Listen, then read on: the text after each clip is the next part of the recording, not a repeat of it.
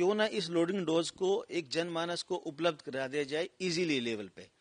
उसको ये जानकारी हो जाए कि हमको हॉस्पिटल, अपने घर से हॉस्पिटल तक जाने से पहले अगर हम इस लोडिंग डोज को अपने घर में ही खा लेंगे तो जो काम हॉस्पिटल में 15, 20, 25, 30 या 40 मिनट बाद होना है वो दवाई आप घर से लेके चल रहे हैं, तो हो सकता है आपके हॉस्पिटल आते आते आपकी समस्याएं भी समाप्त हो जाए।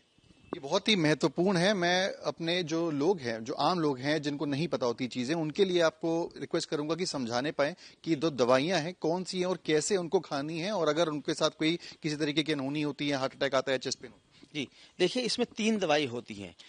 हम सभी लोग जानते हैं कि जब हार्ट अटैक होता है तो हार्ट की जो नसें होती है वो ब्लॉक कर जाती हैं, उसके अंदर खून के थक्के बनने लगते हैं, उसकी वजह से हम लोगों को हार्ट अटैक होता है। तो उसको रोकने के लिए 2 गोली इकोस्प्रिन की एक साथ खानी होती है। ये ब्लड थिनर है, जो खून का थक्का बन रहा है उसको रोकती है, उसको बनने नहीं देती है। दूसरा जो टैबलेट है ये रोजुवास्टेटिन का है, इसको सामान्य भाषा में अगर हम बात करेंगे तो कोलेस्ट्रॉल कम करने की दवाई होती है। ये उस थक्के के प्रसार को रोकती है।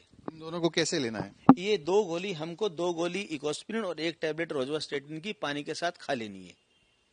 तीसरी जो दवाई है वो सॉर्बिट्रेट आइसोडिल होती है, इसको खाना नहीं होता है, इसको जीभ के नीचे रख के हमको चूसना है। उससे फायदा ये होता है कि अगर हम खाते हैं तो दवाई पहले हमारे पेट में जाती है और फिर ब्लड में जाती है।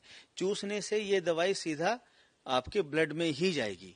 तो ये एक इंजेक्शन की तरह काम करता है। जैसे इंजेक्शन हम लोग सीधा ब्लड में देते हैं तो ये इंजेक्शन ही है एक तरह का। तो जैसे ही हम इसको खाते हैं ये तुरंत असर कर देती है और ये इसका काम होता है कि जो हृदय की जो नसें सिकुड़ गई हैं, जो ब्लॉक हो गई हैं, उनको खोल देगा।